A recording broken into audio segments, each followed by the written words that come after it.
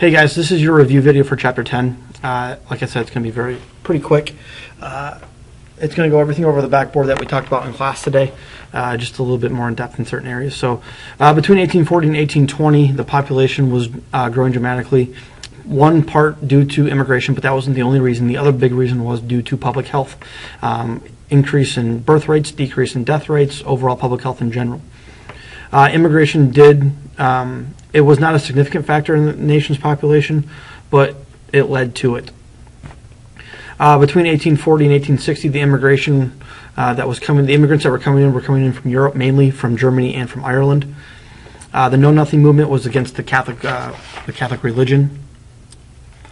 And going down to transportation, comparing turnpike transportation to the canal transportation, the canal boats could haul vastly larger loads than any road could transport at that period of time. All three of them were very lucrative businesses. There were a lot of financial successes, especially in the Erie Canal. The railroads in 1820 and 1830s was a very relatively small role in our nation's transportation system. By 1840 and 1850, it definitely dramatically increases. Going on to the American factory system, factory workers in the early 19th century, textile mills consisted mainly of families, rural single women, leading into the Lowell factory system, where the women were treated fairly, were well paid and lived in dorms that were provided by the Lowell factories. By the 1840s, the Lowell factory system decided to change and went from women laborers to to immigrants, because obviously for cheaper workforce.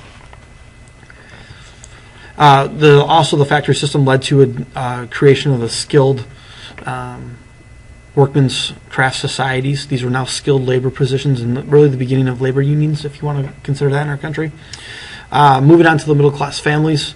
By 1860, they became influential cultural form of urban America. They were living in the cities, they were working in the factories.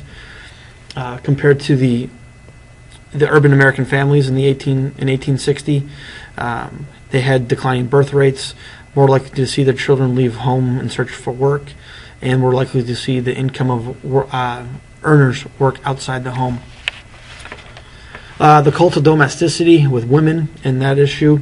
Women became increasingly isolated from the public world because they were now isolated in their home. They were not expected to go further outside of the home for their job. And then lastly, the significant improvements in the farmers' inventions dealt with the plow and the reaper from Cyrus McCormick. So that's all. If you have any questions, email me. See you tomorrow.